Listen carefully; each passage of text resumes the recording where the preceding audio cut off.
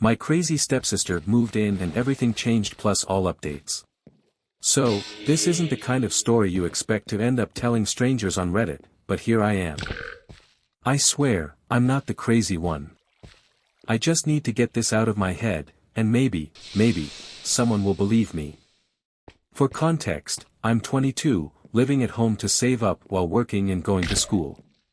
My dad remarried last year, and with his new wife came her daughter, Megan. She's 19. Now, Megan seemed fine. Normal, even. A little too into crystals, always burning sage and talking about energies, whatever. I could deal with that. Harmless, right? Wrong. The first sign something was off. The mirror. Yeah, sounds cliché, but hear me out. One night, I walk past the bathroom, and Megan's in there, just standing in front of the mirror.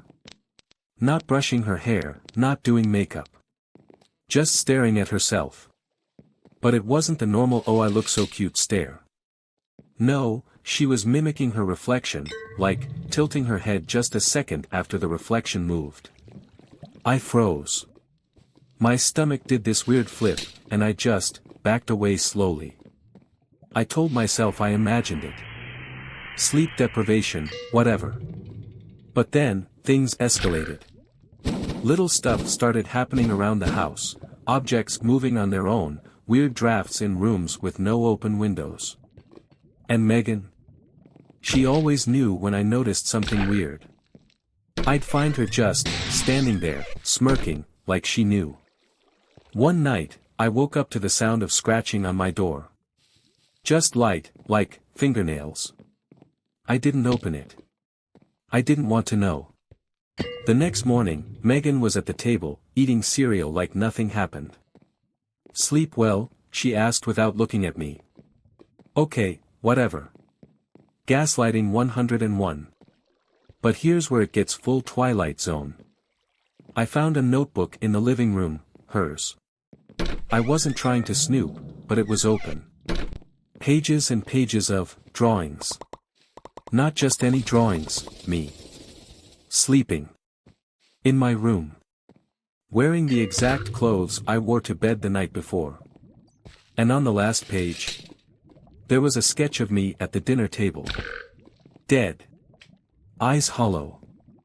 I should have confronted her right then, but something told me, don't. Instead, I took a picture of the drawing and sent it to my best friend with the text, "If anything happens to me, it's Megan." But here's the twist. Later that night, I went to delete the photo from my phone because, honestly, maybe I was overreacting. But it wasn't there. In its place, was new photo, of me, sleeping in my room. And I swear the door was locked. Update 1, alright, so I didn't think anyone would actually care about my nightmare of a life, but since people wanted an update, here it is. Spoiler alert, it didn't get better. It got so much worse. So yeah, finding that photo of me sleeping on my locked phone. That was the moment everything shifted from weird to straight up horror movie. I didn't sleep that night. Every sound made me jump, every shadow looked like Megan standing there, watching. The next morning, I decided to play it cool. Pretend nothing was wrong. No way was I going to give her the satisfaction of knowing she was getting to me. But Megan? Oh, she knew. She was making pancakes when I came down for breakfast, like nothing was wrong. Like she didn't break into my room and take a picture of me sleeping. "You look tired," she said, flipping a pancake without looking at me. "Rough night?" I didn't answer. I just grabbed some coffee and left. But here's the thing, as I walked past her, she whispered just loud enough for me to hear. "You should really lock your window next time." My blood ran cold. Paranoia was eating me alive, so I bought one of those cheap motion-activated cameras, the kind people use to catch raccoons raiding their trash. I set it up in my room, pointed straight at my bed. Night came, and I tried to sleep, but every creak in the house felt like a warning. Around 3 a.m., I heard it again, the soft, deliberate scratching at my door. But I didn't move. I forced myself to stay still and pretend to sleep. By morning, I almost convinced myself it had just been my imagination. Maybe the house was just old. Maybe I was losing it. Then I checked the camera. And that's when I knew I wasn't crazy. There was footage. At 3:12 a.m., the door handle moved. Just slightly rattled, like someone was testing it. But the door never opened. Here's where my stomach dropped. At 3:17 a.m., the camera caught something else. Megan. In my closet. Just, standing there. Her eyes wide open. Not blinking. The worst part. She didn't come in through the door. The footage jumped, and suddenly she was just there. Like the camera glitched or something else. I didn't go home that night. I packed a bag and crashed at my friend Dave's place. I needed time to think, figure out my next move. But then plot twist from hell, the next day, my dad texted me. "Hey, where'd you go? Megan said you left your bag here. She dropped it off at Dave's for you." My stomach twisted into knots. I never told Megan where Dave lived. I rushed to the front door and there it was. My bag. Just sitting there. I picked it up, hands shaking, and opened it. Inside, everything seemed normal. Except for one thing. At the very bottom of the bag was a note. Scrawled in red ink, the handwriting jagged and messy. "You can run. I like games. Update 2. Did I think running would work? Yeah. I really thought if I just stayed away, ignored her, maybe she'd get bored. Spoiler alert, I was dead wrong. After finding that note in my bag, I couldn't think straight. My mind was racing with every what if imaginable. How did she know where Dave lived? How did she get there without anyone seeing her? I showed Dave the footage from my room, the closet scene, and to his credit, he didn't laugh it off. His exact words. "Dude, that's straight up demon SHT. You need to get out of there." Asterisk. But it was too late for that. That night, around 2 a.m., my phone buzzed. Blocked number. Normally, I'd ignore it. But something told me, pick up. I answered. At first silence. Then, breathing. Slow, deliberate. And then, her voice. "You left the closet open. I fixed it for you." I hung up so fast I nearly dropped the phone. My heart was in my throat, pounding so hard it hurt. Dave and I stayed up the rest of the night with every light on in the house. I kept telling myself there was no way she was actually here. She couldn't have followed me. Could she? But morning brought no comfort. Because taped to Dave's front door was another note. "Let's play hide and seek. Your turn to hide." No one would believe this. My dad already thought I was overreacting. I needed something undeniable. So, genius idea. I went back home to set up more cameras. Everywhere: living room, kitchen, hallway. If she tried anything again, I'd catch her in the act. I avoided her the whole day. She just watched me, smiling like she knew something I didn't. That night, I slept with the door locked, a chair jammed under the handle, and my phone recording audio just in case. At 3 a.m. on the dot I woke up. No sound. No scratching. Just, cold. The air was icy, like someone had left a window open. I checked my phone in the morning. The audio? It caught something. At exactly 3:17 a.m., yeah, same creepy time as before, there was a whisper right next to my bed. "Found you." But here's where it gets absolutely insane. I checked the footage from the hallway camera. And there she was, Megan, standing outside my door at 3 a.m. But she didn't move normally. It was like, she glitched. One frame she was down the hallway, next frame, right outside my door. No walking. No in between.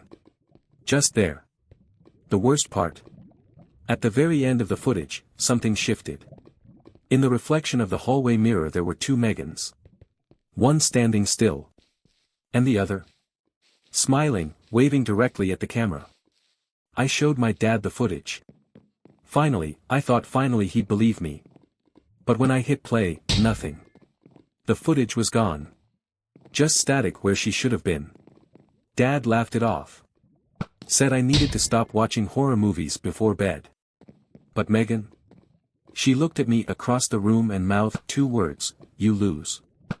I didn't want to write this. Honestly, I thought if I just stopped talking about it, maybe it would all go away. But it's not going away. It's getting worse. And I think Megan knows I'm posting this. So, after the whole mirror glitch nightmare and my dad brushing it off like I was just stressed, I decided I had 2 options. Pretend everything was fine. Dig deeper and figure out what the hell Megan actually is. Guess which option I picked? The breaking point came 3 nights ago. I was dead asleep, probably the first real sleep I'd had in days, when I woke up choking. Not like a cough or sore throat. Like something was wrapped around my neck. I shot up in bed, nothing there. But the air. It was heavy. Like the room itself didn't want me there. That's when I saw it. A message. Scratched into the wall above my bed. Stop looking. Except I hadn't even started yet. So, I started digging. Megan's room was my first target. I waited until she left with my dad for groceries and snuck in. It was normal. Too normal. Bed made. Shelves lined with books about astrology, crystals, random, spiritual stuff. For a second, I felt stupid, maybe I was overreacting. But then I saw the closet. Of course, the freaking closet. I didn't want to open it. Every cell in my body screamed don't. But I did anyway. At first glance, nothing. Just clothes. But then, I noticed the floor. The carpet didn't quite reach the back wall. It was like, there was something underneath. I pulled it back. And there it was. A trapdoor. Now, here's where it gets messed up. The door wasn't locked.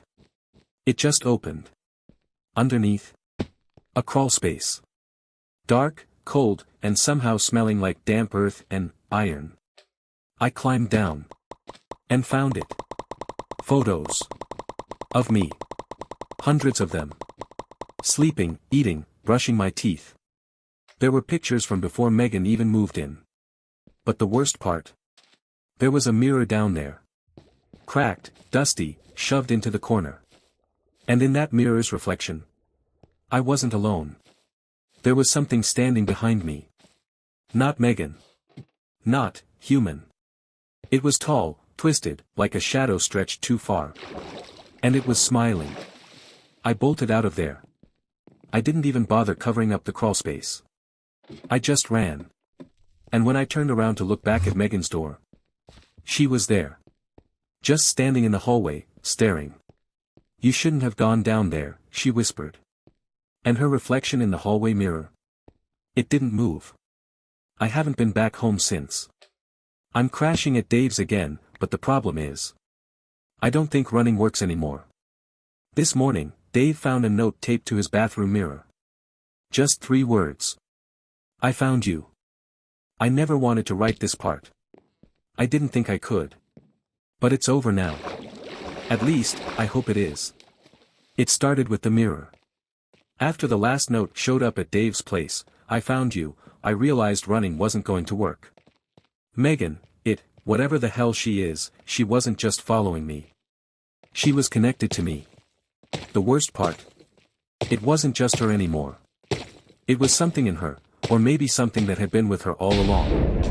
That thing in the reflection. It wasn't Megan. It was something using her face. I couldn't sleep. I couldn't eat. Every time I closed my eyes, I saw that smile in the mirror. That stretched, wrong smile. So I did something stupid. I went back home. I had a plan, if you can call it that. I didn't tell anyone.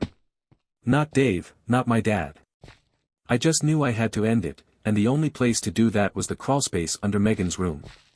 The house was quiet when I got there. Too quiet. My dad's car was gone. Good, I didn't want him getting dragged into this. I went straight for her room. The crawlspace door was still open from before, like it had been waiting for me. I climbed down, flashlight shaking in my hand, and there it was, the mirror. Cracked. Old. But humming with this low, sick energy that I could feel vibrating through the floor. And then I heard her voice. You finally came back. I turned. Megan was standing at the edge of the crawlspace, head tilted, eyes too wide, mouth stretched into that same awful smile I'd seen in the reflections. But something was wrong with her face. It twitched. Jerked like a bad signal, like something inside her was struggling to wear her skin properly. "It's not me," she said, but it wasn't her voice. It was deeper. Echoing. Like two voices layered on top of each other. And then it all clicked. It wasn't just about her being crazy. It wasn't even about Megan at all. It was the mirror. That thing had been feeding on her, maybe for years. Twisting her. Making her its puppet. And now. It wanted me, too. So, I did the only thing I could think of. I grabbed the mirror. Every instinct in my body screamed to let go, to run. But I didn't. I held on. And I smashed it. I slammed it against the concrete floor until it shattered into 1,000 jagged pieces. The second it broke, Megan let out this scream, but it wasn't hers. It was it. The air around me felt like it ripped open, cold, sharp, and endless. And then, silence. When I looked back, Megan was on the ground. Unconscious. The aftermath? She woke up in the hospital 2 days later. And, she didn't remember anything. Not the stalking. Not the photos. Not the games. Just, blank. Like her mind had blacked out the entire thing. I didn't tell her. What would I even say? "Hey, remember when you were possessed by some mirror demon and tried to ruin my life?" "Yeah, no thanks. We don't talk anymore." My dad thinks she had some kind of breakdown. Maybe that's easier for him to believe. But here's the part that still keeps me up at night. I moved out. I tried to start fresh. But yesterday, as I was unpacking in my new apartment, I found a shard of glass. Small. Cracked. Like it came from a broken mirror. And when I looked into it, for just a second, I swear, I saw something smiling back at me.